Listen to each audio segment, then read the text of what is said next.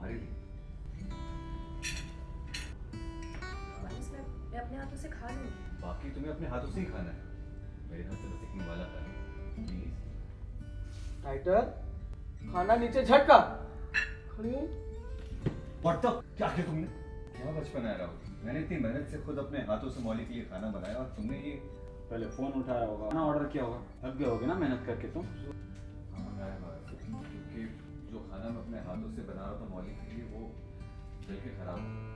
मैं नहीं आता ना तो मौली को हॉस्पिटल ले जाना पड़ता अब तक। ये क्या बोल रहे हो तुम राहुल? ये बोल रहा हूँ चाची, बचपन से रहता है ना मानस उसके साथ, तो क्या उसे पता नहीं है कि मौली को काजू से एलर्जी है? देखिए सब्जी में एक काजू मिक्स है। मानस, इतने साल में कितनी बार बोला है मैंने कि मुझे नट से एलर्जी है, स्पेशली कैश्यू नट से। तो शायद तुमने कभी ध्यान नहीं दिया। हाँ मुझे याद था, लेकिन ऑर्डर करते वक्त मैं भूल गया। पर मैं नहीं भूली। हॉस्टल में रहे हो, खाना बनाना आता है तो कुछ भी सिंपल सा बेसिक सा बना लेते मानस। फैंसी डिशेस मंगवाने की ज़रूरत ही नहीं थी, और मंगवाया भी तो काजू ग्रेवी वाली डिश जिससे एलर्जी है मुझे। सही है, गलती की है मैंने तो सुनना तो पड़ेगा ही। बार बार अपनी गलती के लिए माफ़ी मांग रहा हूँ, सॉरी बोल रहा हूँ। तुमने मान तो लिया है कि तुम मुझे एक चांस दोगे, लेकिन तुम मुझे माफ़ करना नहीं चाहते। So Molly, thank you so much for joining us first of all. How are you? I am good. Scene की बात करें हम जी। तो खाने के टाइम पे जनरली ऐसा होता है कि सब चुपचाप खाते ही हैं, है ना, कुछ होता नहीं है। लेकिन ये सीरियल है, टीवी सीरियल, ऑफ कोर्स यहाँ पर थोड़ा सा ड्रामा तो बनता है। बिल्कुल तो थोड़ा बिल्कुल उस ड्रामे के बारे में बताइए, क्या हो रहा है एग्जैक्टली, क्यों हो रहा है?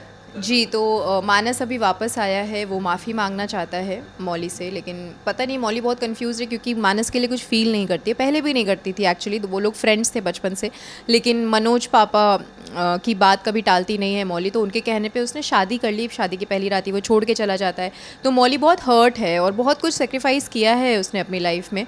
और अब जा कर के जब मानस वापस आया है तो उसको समझ में नहीं आ रहा है कि पापा के लिए हाँ भी कह दिया है कि पापा खुश हो जाएंगे, लेकिन खुद ना भी बोलना चाह रही क्योंकि उसको कुछ फील नहीं है। But Manas is trying his best. अभी पता नहीं उसका प्लान कुछ और है, शायद वो कुछ और करवाना चाहता है।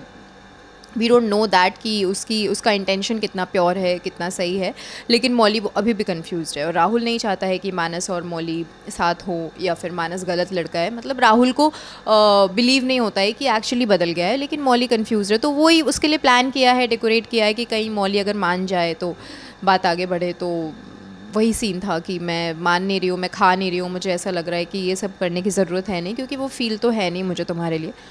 तो दैट्स इट। लेकिन ये बहुत सारी चीजें चल रही है मॉली की लाइफ में। क्या बदलाव देखने हमें मिलेगा, क्या ट्विस्ट और क्या टर्न्स देखने मिलेगा? मौली को कहीं ना कहीं राहुल के लिए भी कुछ फील होने लगा था, क्योंकि राहुल ने स्टैंड लिया मौली के लिए। मौली अकेले मुंबई चली जाती है, राहुल आ जाता है उसके लिए, और वही अकेला बंदा है जो मौली के सपोर्ट में रहता है हमेशा। तो हो सकता है कि मौली इस कश्मकश में रही है कि कन्फ्यूज्ड है कि राहुल से क्या हो रहा है उसको, मतलब ऐसी क्यों वो खिंचती चली आ रही है। तो शायद राहुल और मौली मानस कुछ ऐसा होगा आगे चल के। चलिए मॉली की तरफ से लास्टली ऑडियंस को कुछ मैसेज, उन्हें ये सीक्वेंस जो है जो हुआ अभी, वो देखने में कितना मजा आने वाला है? बहुत मज़ा आने वाला है, क्योंकि मानस का पहली बार ऐसा रूप आया है कि वो बिल्कुल ही बदल गया है। जेन्युइनली वो अच्छा हो गया या नहीं वो तो पता चलेगा आगे चलकर, लेकिन ये थोड़ा चेंज है क्योंकि मौली तो भूल गई थी। मौली बताने भी वाली थी घर वालों को कि मानस मेरा पति है नहीं, लेकिन सडनली इतना बड़ा झटका कि वापस आई मुंबई से और मानस वहीं खड़ा है।